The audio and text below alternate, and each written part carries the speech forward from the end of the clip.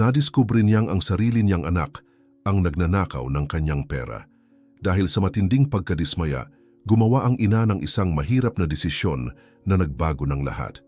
Nasa harap ng makinang panahi si Minerva, nakaupo ng bahagyang nakayuko, ang mga mata pagod habang ang sinulid ay maingat na lumiliko sa tela. Ganoon ang araw-araw. Tumatahi siya para sa mga kapitbahay, kaibigan at mga kakilala, mga sirang damit, mumurahing piyesang kailangang ayusin at mga agarang pakiusap sa huling sandali. Simula nang siya'y mabalo, ito na ang naging paraan niya para buhayin ang tahanang tinitirhan nila ng anak niyang si Renzo, 19 na taong gulang. Ilang linggo na ang nakalilipas, masiglang ibinalita ni Renzo na natanggap siya sa isang unibersidad at may nakuha raw na 50% scholarship. Sabi pa niya, mahirap ang schedule mula umaga hanggang hapon ang klase, kaya't hindi na niya kakayaning pumasok sa trabaho. Si Minerva, bagamat emosyonal, ay naniwala agad ni hindi na nagtano. Unti-unti, mas marami siyang tinanggap na patahi.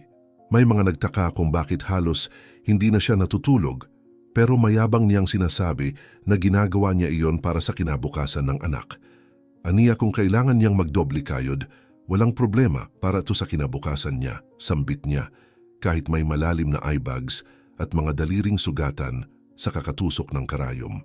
Ang pagmamalaki niya ay mas malakas pa sa anumang pagod na nararamdaman. Araw-araw ay maagang umaalis si Renzo, laging ayos ang bihis, may backpack sa likod at earphones sa tainga. Sabi niya, pupunta siya sa campus, sa library o sa mga laboratorio. Binigyan siya ni Minerva ng pera, pamasahe, baon at panggastos sa mga gamit. Tuwing may alinlangan si Minerva, may bagong hiling ang anak. Isang librong kailangan daw ng propesor, bayad sa mga kopya o field trip. Pumapayag siya. May mga pagkakataong sinasabi ni Renzo na wala siyang barya at basta na lang kumukuha ng pera mula sa bag ng ina, minsan pa nga'y hindi na nagsasabi. Ang hindi alam ni Minerva, wala namang pinapasukang unibersidad si Renzo. Sa halip, tumatambay siya sa mga computer shop, naglalaro sa mga arcade, pag-alagala sa mga mall habang nakatitig sa mga tindahan, bumibili ng kung anu-anong gamit at niloloko ang ina sa bawat kwento. Sabay-sabing pagod siya sa klase, mahigpit ang mga guro at minsan ay gusto na raw sumuko. Makikinig si Minerva, tapos sasabihing matatag siya, na proud siya sa anak at lilipas din ang lahat ng hirap. Pero hindi lahat sa paligid ay nadadala sa palabas. Si Alodia, matagal ng kapitbahay at matalik na kaibigan, matagal nang may hinala. Nakikita niya si Renzo na pag-alagala, nakatambay sa poste, tumatawa kasama ang mga barkada kahit oras ng klase. Isang hapon ng linggo, niyaya niya si Minerva magkape at sinubukang ipamulat sa kanya ang katotohanan. May nakita ka na bang student ID? O kahit enrollment form? Tanong niya habang pinapaikot ang kutsarita sa tasa. Ngumiti si Minerva, umiwas sa tanong at sinabing may tiwala siya sa anak. Masipag siyang mag-aral, palaging ganyan yan. Makikita mo, sagot niya, kahit pa nanginginig ang boses niya sa dulo. Sinubukan pang kumbinsihin ni Alodia, pero nakita niyang wala siyang mapapala sa sandaling iyon. Alam niyang kailangang may ebidensya, hindi sapat ang salita. Kaya't nagpasya siyang sundan si Renzo. Wala siyang sinabing anuman kay Minerva, tahimik lang siyang nag-abang. Kinaumagahan nakita niyang lumabas si Renzo gaya ng nakagawian. Maayos ang suot. Sa maingat na distansya, sinundan niya ito ng ilang metro. Alam niyang hindi siya pwedeng makita. Kailangang masiguro niya ang lahat bago magsalita. Samantala, si Minerva ay tumatahi ng isa na namang damit para sa isang kliyenteng nagmamadali. Nanginginig ang kamay habang inaayos ang laylayan, pilit na hindi nagkakamali sa tahi, iniisip na sa bayad na iyon, mababayaran niya ang susunod na buwan ng tuition. Magiging mabuting lalaki siya, katulad ng ama niya. Bulong niya sa sarili habang pinapadaplisan ng mainit na plansa ang tela. Habang si Renzo na may palakad-lakad lang, walang iniintinding problema. Umupo sa isang parke at ilang oras lang nakatutok sa cellphone. Pagkatapos, pumasok sa isang fast food at bumili ng milkshake. Wala siyang pagmamadaling umalis. Maya-maya pa, nadaanan niya ang unibersidad na sinasabi niyang pinapasukan, pero ni hindi man lang lumingon. Diretso lang ang lakad, parang wala iyon sa harap niya. Sa likod, Nakita ni Alodia ang lahat. Tahimik lang siya. Inalala sa isip ang bawat hakbang, bawat kasinungalingang nabasag sa sariling mga mata. Kinabukasan ng umaga, naghahanda pa lang si Minerva ng almusal nang kumatok si Alodia sa pinto, halatang may mabigat sa dibdib. Nakapatong ang magkabilang kamay sa harapan at mahina ang boses na tila may dalang pasaning ayaw bigkasin. Minerva, sinundan ko si Renzo kahapon. Gusto ko lang linawin ang hinala ko. Hindi siya pumasok sa universidad. Nandun siya sa arcade sa kanto, naglalaro ng ilang oras. Nanigas si Minerva sa loob, pero hindi niya ipinakita. Tumango lang siya at sinabing baka nag-break lang ang anak pagkatapos ng klase. Sinubukang magpaliwanag pa ni Alodia, pero kalmado pa rin si Minerva at tinapos ang usapan ng marahang salamat sa pag-aalala. Pagkaalis ng kaibigan, naupo si Minerva sa mesa ng ilang minuto, nakatitig sa dingding habang ang puso'y kumakabog. Nalamig na ang kape sa kanyang mga kamay at naamoy niya ang tinapay na nasusunog sa oven. Bigla siyang tumayo at nagtuloy sa kwarto ng anak. Maingat niyang binuksan ang pinto, pilit na walang ingay kahit alam niyang wala si Renzo roon. Ayos naman ang silid, pero may kung anong hindi tama. Nagsimula siyang maghalungkat. Sa likod ng cabinet, nakatago sa likod ng kahon ng sapatos, nakita niya ang mga resibo mula sa mga fast food, electronic games at mga mamahaling damit na hindi pa niya nakikitang suot ng anak. Hinila niya ang bag sa ilalim ng kama at nakita lang niya ang earphones, bagong sombrero at mga magasin. Wala ni isang notebook, walang libro, ni anino ng buhay estudyante na matagal niyang inakalang totoo. Umupo siya sa gilid ng kama, hindi alam kung ano ang iisipin. Naramdaman niyang sumama ang tiyan. Nanatili siya roon ng halos kalahating oras, nakatitig lang sa sahig, hanggang sa marinig niyang bumukas ang pintuan sa sala. Bumalik na si Renzo. Agad niyang itinago ang lahat at isinara ang kwarto. Nagpasya siyang huwag magsalita sa sandaling iyon. Kailangan niya ng oras para ayusin ang mga iniisip. Kinagabihan, matapos ang hapunan, tinawag niya ang anak para mag-usap. Dumating ito sa kusina na may hawak pang plato. Natatawa sa kung anuman ang pinapanood sa cellphone. Pinaupo niya ito at, sa matatag na tinig, diretsyong tinanong kung saan ito nagpunta buong hapon. Sandaling natigilan si Renzo, pero agad ding sinabi na nag-aral siya sa aklatan ng universidad. Ilang segundo siyang natahimik, saka tiningnan ng anak sa mata at sinabing alam na niya ang lahat. Ikinuwento niyang pinuntahan na niya ang kwarto nito, nakita ang mga resibo, nakausap si Alodia, at alam niyang kailanman ay hindi pa ito tumuntong sa loob ng silid-aralan. Tumigil si Renzo sa pagnguya, tiningnan siya na parang walang reaksyon, hanggang sa unti-unting bumagsak ang mga luha. Sinubukan niyang magpaliwanag, sinabing nagsimula lang ang lahat sa maliit na kasinungalingan. Pero lumaki ito ng lumaki. Gusto ko lang naman po sanang ipagmalaki niyo ako. Akala ko maaayos ko pa ang lahat pagkatapos. Natakot akong biguin kayo. Tahimik lang si Minerva habang pinakikinggan ito. Namumuo ang luha sa mga mata pero hindi siya sumingit. Lalong napaiyak si Renzo. Lumuhod sa paanan niya, humingi ng tawad at nangakong magbabago. Isa pa pong pagkakataon, Mama. Pangako, magiging mas mabuting anak ako, sumpa ko po. Hindi siya sumagot kaagad. Tumayo siya mula sa upuan at lumapit sa bintana kung saan tumitig siya palabas sa loob ng ilang minuto. Masakit ang dibdib. Humahapdi ang ulo, pero ang tinig ng anak sa likuran ay nagpapaalala sa kanya ng batang pinalaki niya mag-isa. Ang batang nagsabing magiging doktor, na bibili ng bagong bahay para sa kanya, na gagawing sulit ang lahat ng sakripisyo. Huminga siya ng malalim at humarap sa anak. Sinabi niyang pinapatawad niya ito, pero may isang kondisyon. Mula sa araw na iyon, kailangan niyang maging totoo sa kanya. Isa lang ang hinihingi ko sa iyo, Renzo, katotohanan. Huwag mo na ulit akong gawing tanga. Pakiramdam ko, unti-unting namamatay ang loob ko kapag niloloko mo ako. Nangako si Renzo habang mahigpit na niyayakap ang ina. Sa mga sumunod na araw, kapansin-pansin ang pagbabago. Nagsimulang tumulong sa bahay, nililinis ang bakuran, nag-aayos ng mga sira, pati sa mga padala ng ina ay tumutulong na rin. Bihira na siyang lumabas, iniiwasan gumastos, at nagsimulang tumanggap ng mga panandaliang trabaho sa kapitbahay, tulad ng pagbubuhat ng mga kahon sa tindahan o pagtulong sa car wash sa kabilang kanto. Lahat ng ito'y nasaksihan ni Minerva, at unti-unti nabubuo muli ang tiwalang nawasak. Habang lumilipas ang panahon, unti-unting bumalik sa normal ang takbo ng buhay nila. Mas tahimik na ang gabi, bumalik na sa oras ang mga padala, at ang mukha ni Minerva ay tila hindi na gaanong puno ng tensyon. Nariyan pa rin ang sakit, pero nariyan din ang pagmamahal, at naniwala siyang marahil, sa pagkakataong ito, tunay na naintindihan na ng anak ang halaga ng mga bagay. Mahirap muling magtiwala pero handa siyang subukan, dahil sa huli isa siyang ina, at ang mga ina palaging sumusubok.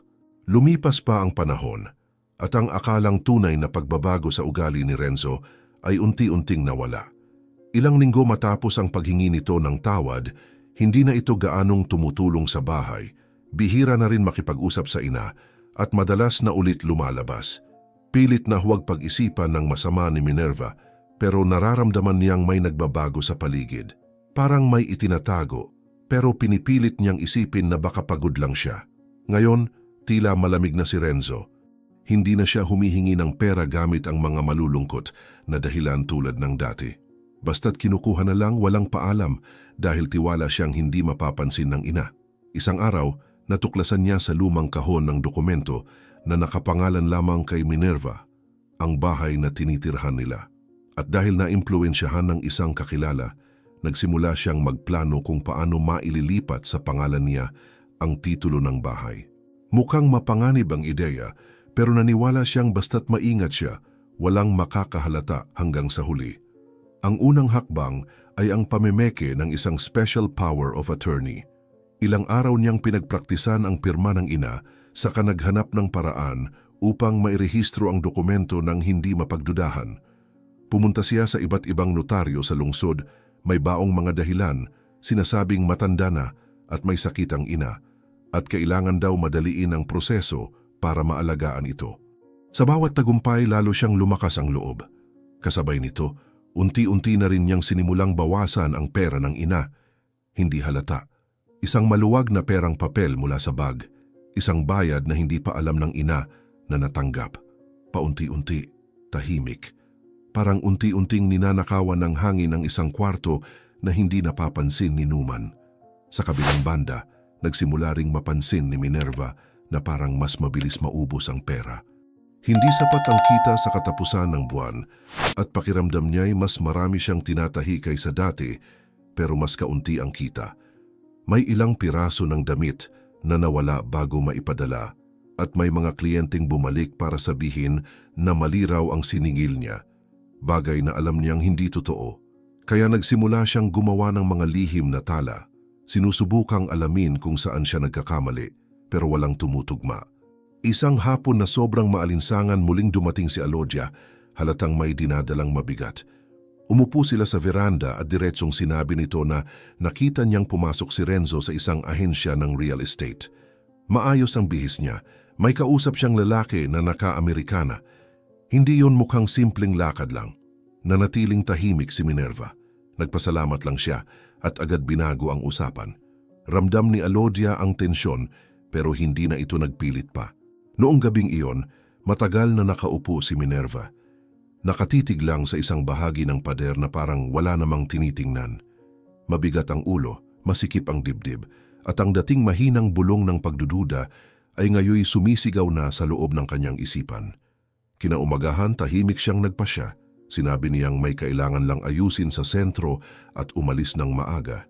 Sumakay siya ng 2 bus at bumaba sa harapan ng kolehiyo, kung saan sinabi ni Renzo na siya'y nag-aaral ilang buwan na ang nakalilipas. Pumasok siyang matatag ang lakad, parang alam na alam kung saan pupunta. Sa opisina nagtanong siya kung nakatala ang pangalan ng anak sa talaan ng mga estudyante ngayong semestre.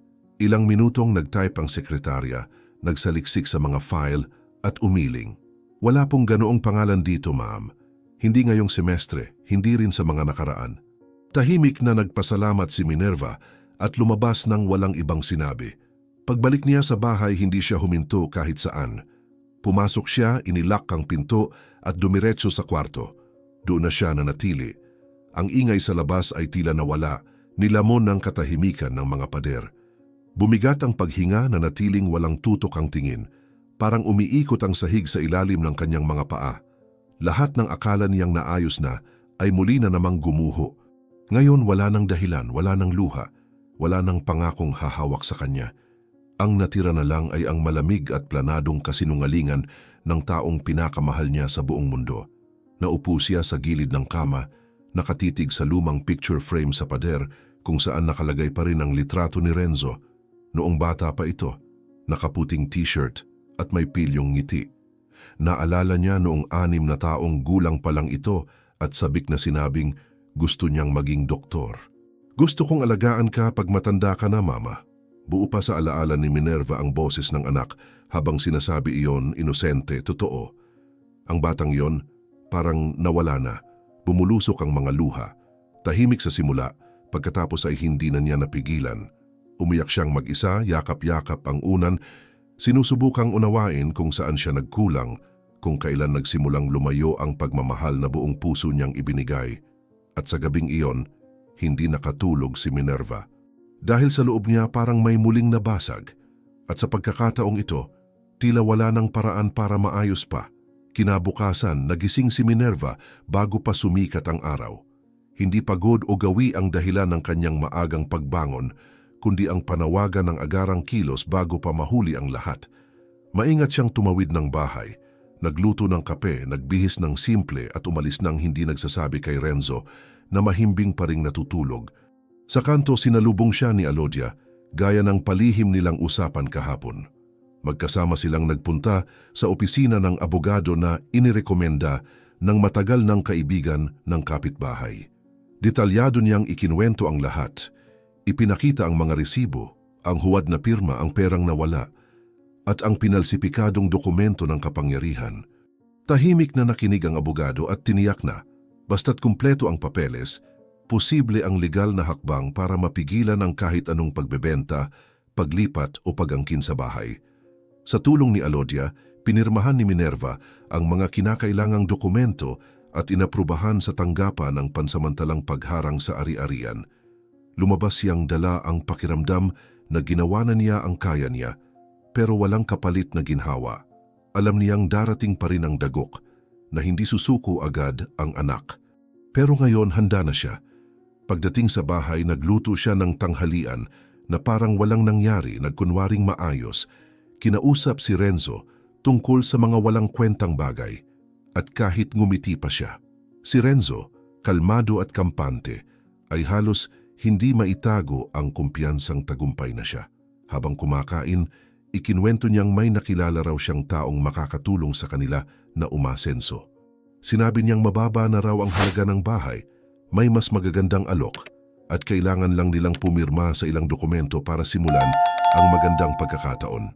Nagkunwaring nagulat si Minerva, pagkatapos ay nag-alinlangan, at sa huli tumugon ng mahinahon na kailangan pa niyang pag-isipan bago pumirma sa kahit anong papel. Ang dami namang kailangang pagdesisyunan bigla, Renzo. Bigyan mo lang ako ng konting panahon para makapag-isip. Tumango si Renzo, may ngiting parang alam na niyang panalo na siya.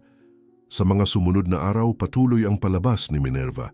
Nagluluto siya gaya ng dati, naglalaba, nagkukwento tungkol sa panahon at natatawa sa maliliit na bagay. Samantala, tahimik niyang inaayos kasama ng abogado ang isang dosyeng puno ng ebidensya ng panloloko. Kinopya niya ang mga pekeng dokumento, isinulat ang mga halagang ninakaw, tinago ang mga larawan ng resibo na nakuha mula sa kwarto at isinama ang mga oras ng pagbisita ni Renzo sa ahente ng lupa. Lalo pang naging kampante si Renzo. Nagpapadala ng mensahe sa di umano'y kausap nila, nagpaplano ng mga lakad sa tanggapan at unti-unti nang pinipilit ang ina na pumirma. Isang gabi, dumating siya dala ang isang folder ng papeles at sinabing pahintulot lang daw ito para masuri ang halaga ng bahay. Ngumiti si Minerva, kinuha ang folder kunwaring nagbasa, at sinabing kailangang pag-isipan muna ito ng mabuti kinabukasan. Tumango si Renzo na parang nauunawaan, pero kitang-kita ang kaba. Pilit niyang itinatago ang pagkaapurado, pero lumalabas na ang inip. Gabi ring iyon matapos ang hapunan at magkunwaring natulog si Minerva ng maaga, na natiling gising si Renzo sa sala, hawak ang cellphone, nakatitig sa pasilyo.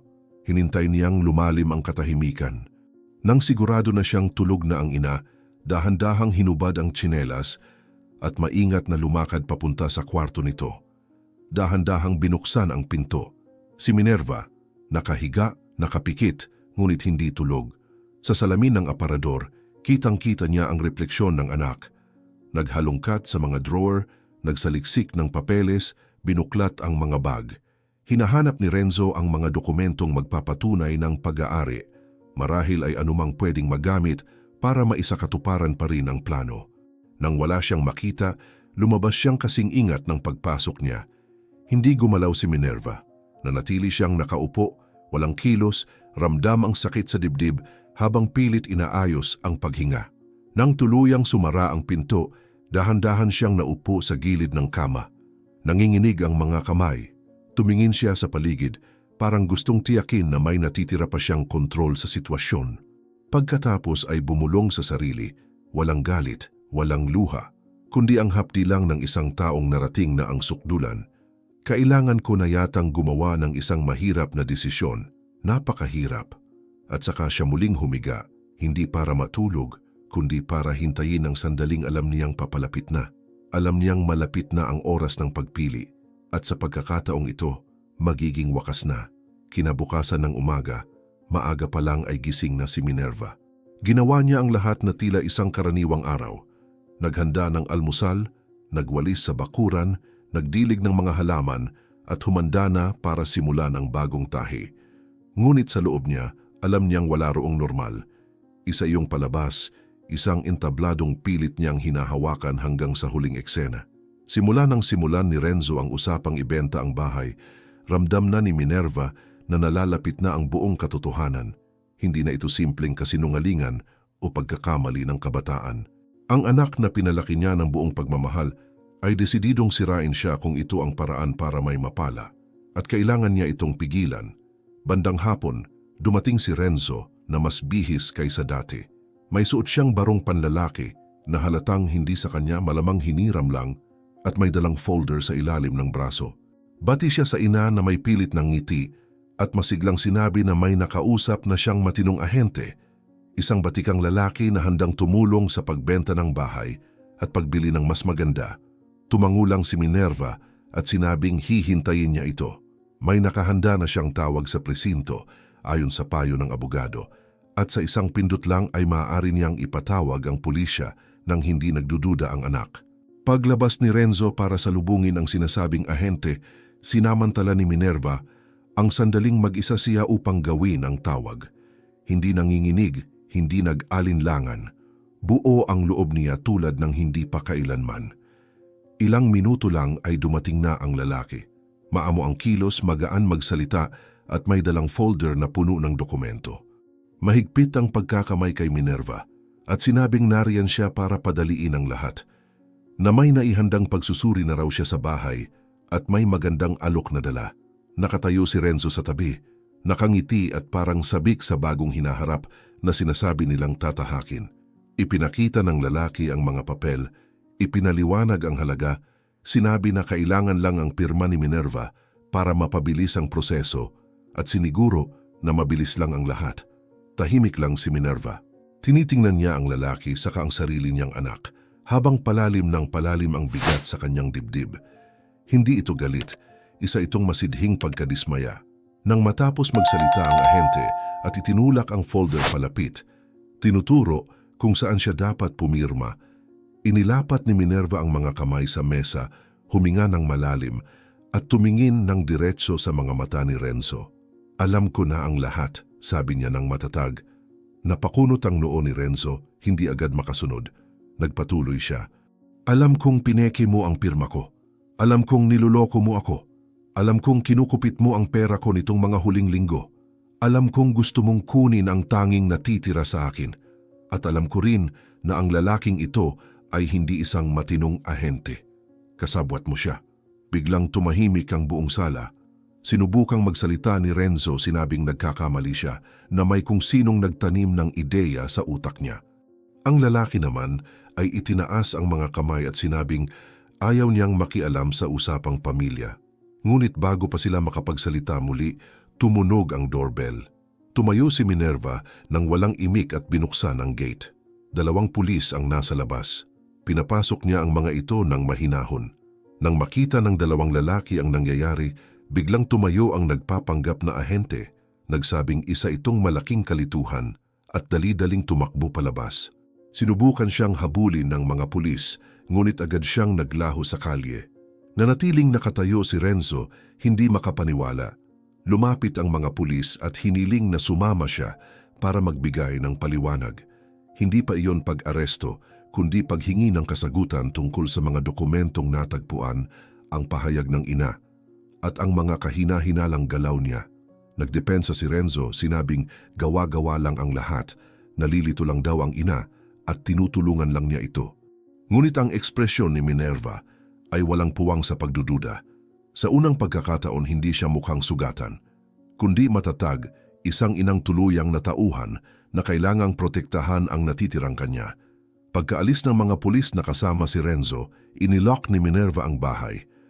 Nagtungo sa kwarto ng anak at kinuha ang lumang maleta mula sa aparador. Isa-isa niyang nilagay ang mga damit, sapatos at personal na gamit ni Renzo. Ginawa niya ito ng dahan-dahan, walang pagmamadali, parang isang taong inihahanda ang isang pag-alis na hindi na may iwasan. Nang matapos, inilapag niya ang maleta sa tabi ng pintuan sa sala at naupo sa sofa. Tumingin siya sa paligid, sa mga pader ng bahay, sa mga lumang kasangkapan, sa mga litratong pilit pang nananatili sa paglipas ng panahon. Ito lang ang meron siya, at muntik na niya iyong mawala dahil sa sariling anak. Ilang oras lang ang lumipas, bumalik si Renzo. Pumasok siyang walang imik, lumilinga sa paligid na parang inaasahang makikita ang lahat gaya ng dati. Nang mapansin ang maleta sa sala, namutla siya. Tumayo si Minerva, itinuro ang bagahe at mahinahong sinabi, "Aalis ka ngayong gabi. Ayoko na naman natili ka rito."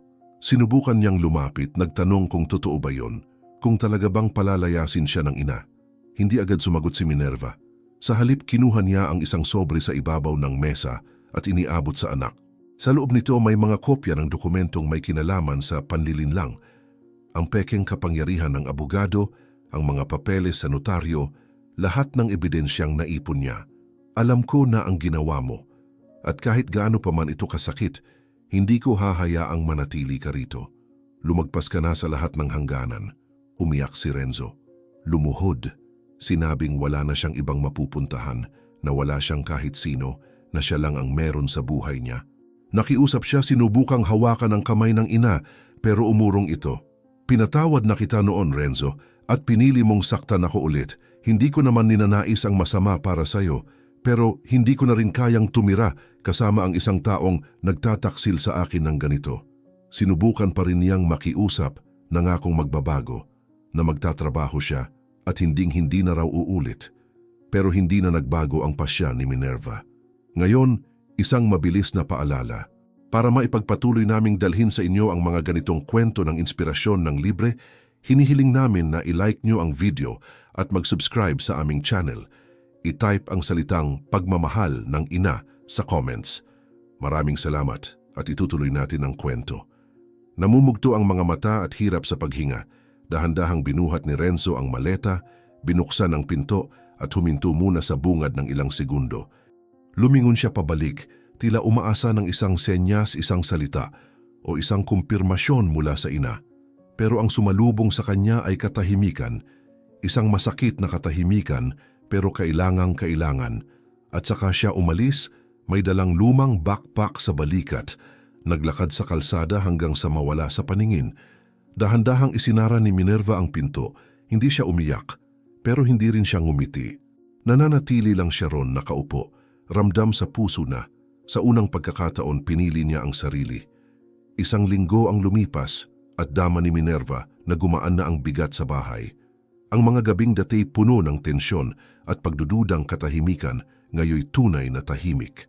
Nakakatulog siya nang hindi kailangang may isang matang gising at nagigising na hindi mabigat ang dibdib.